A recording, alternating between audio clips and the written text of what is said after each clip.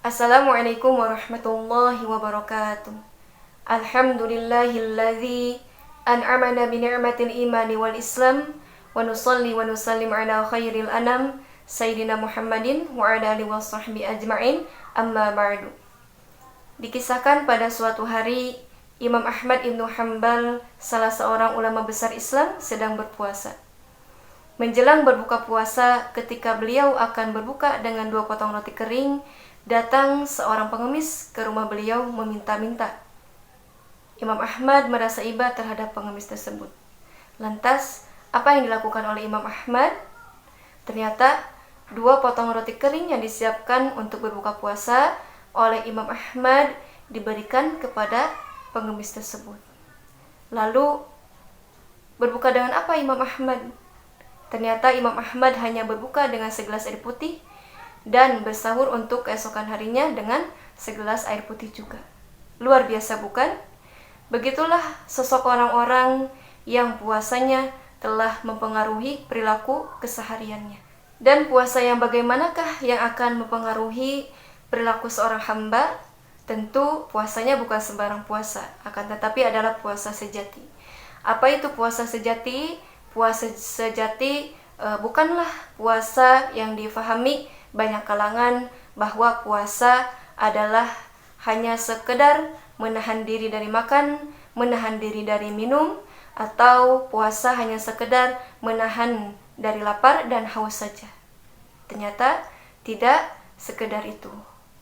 Akan tetapi sebagaimana yang disyaratkan salah seorang sahabat Nabi SAW yang bernama Jabir bin Abdullah, ia berkata, "Idza sumta falyasum sam'uka wa lisanuka wa basaruka."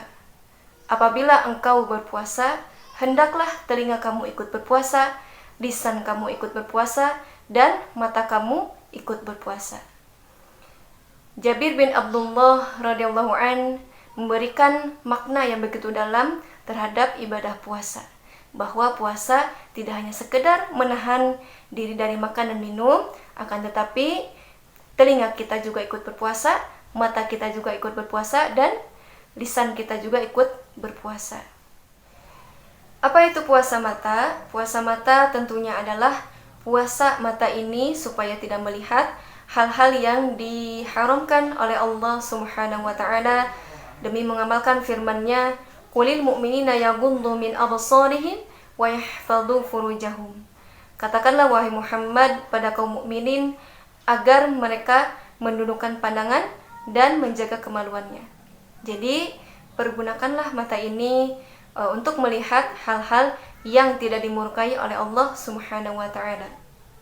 Tidak cukup mata kita diperintahkan untuk berpuasa, tapi lisan kita juga perintahkanlah untuk berpuasa. Apa maksudnya puasa lisan?